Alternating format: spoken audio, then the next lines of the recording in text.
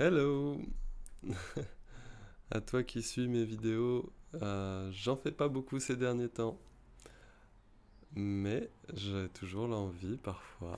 Et donc aujourd'hui, j'ai envie de te parler d'un sujet qui est arrivé dans ma vie à travers des discussions avec des amis ces derniers temps.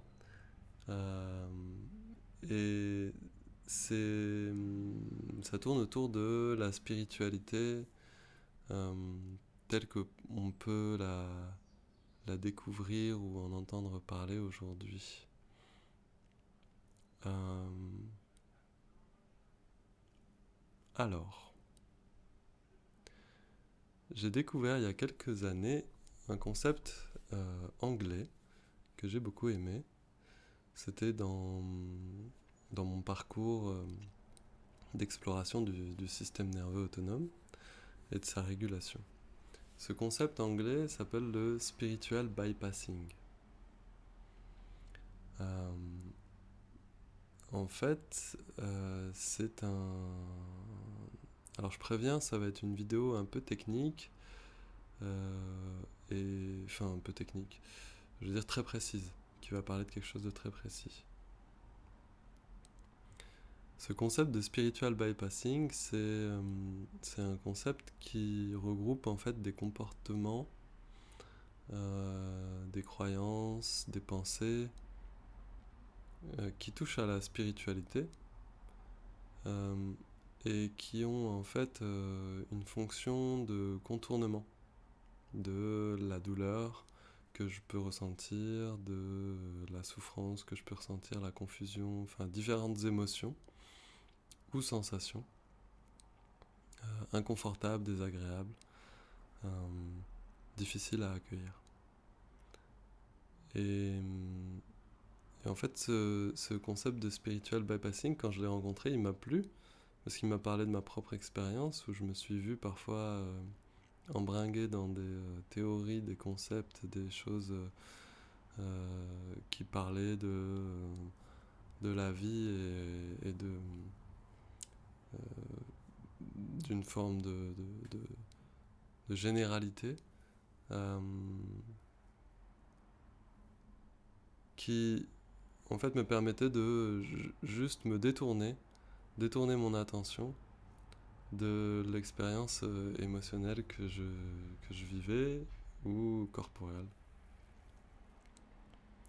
Et donc moi, c'est de ça dont j'ai envie de parler aujourd'hui, rapidement, euh, pour un peu comme contribuer à mettre en lumière ce mécanisme, qui me semble vraiment important dans la mesure où il, bah, il se généralise, ou en tout cas il se dissémine facilement du fait qu'il y a toute une culture d'une forme de néo-spiritualité ou spiritualité très facilement accessible à travers différentes personnalités qui transmettent des choses sur ce sujet, qui partagent des choses. Et, euh, et qui, je le constate moi-même, euh, ont une très forte capacité, enfin ces concepts, cette culture-là a une très forte capacité à générer une forme d'admiration ou je sais pas comment, j'avais le mot là, euh, de la stupéfaction euh, et aussi de la fascination. Voilà. Et en fait, pour moi, c'est la fascination, la stupéfaction, c'est quand mon attention elle est figée sur quelque chose. Elle est comme, comme le mammifère qui traverse la route et qui se prend les pleins phares dans les yeux. Il y a quelque chose d'incompréhensible et en même temps qui fige et qui emplit tout l'espace attentionnel. Alors pour moi, la plupart du temps, il y a beaucoup de concepts et de théories véhiculées dans les différents milieux spirituels qu'on peut rencontrer, qui ont plutôt cet effet-là, euh, et qui peuvent paraître du coup comme une sorte d'éclairage, sauf qu'en fait c'est une sorte d'éblouissement plutôt. Et, et du coup, ben, ce que ça permet, parfois, c'est de s'en saisir pour et de contourner en fait. Ça permet de contourner, de se détourner de l'expérience réelle que je suis en train de vivre, qui peut être totalement différente, concerner tout un tas d'autres sujets. Et juste, ben voilà, me détourner de l'inconfort, me détourner de la douleur, me détourner de la souffrance. Alors, il n'y a pas que le milieu de la spiritualité ou la culture de la spiritualité qui peut avoir cette fonction, hein. On peut se détourner de sa propre expérience avec tout un tas de choses. Mais là, j'avais envie de faire la focale là-dessus. Et pour moi, une façon de détecter si je, si je suis en train de tomber dans ce piège, de me détourner de ma propre expérience en utilisant quelque chose qui me fascine, auquel j'aspire peut-être, ou que je crois expérimenter peut-être, bah, c'est d'observer comment j'en parle. Et lorsque j'en parle, est-ce que je me sens en tension à l'intérieur de moi? Est-ce que je me sens déposé? Est-ce que je me sens apaisé? Est-ce que j'ai la sensation de parler de mon expérience intime et de partager quelque chose de simple que j'ai expérimenté? Comme je pourrais dire, bah, j'ai fabriqué ma table là, en bois sur laquelle mon ordinateur est posé, ou alors euh, je me suis occupé de mes plantes, je les ai arrosées, voilà. Voilà. Si je peux en parler de cette manière, euh, dans cette simplicité-là, c'est que quelque part c'est intégré en moi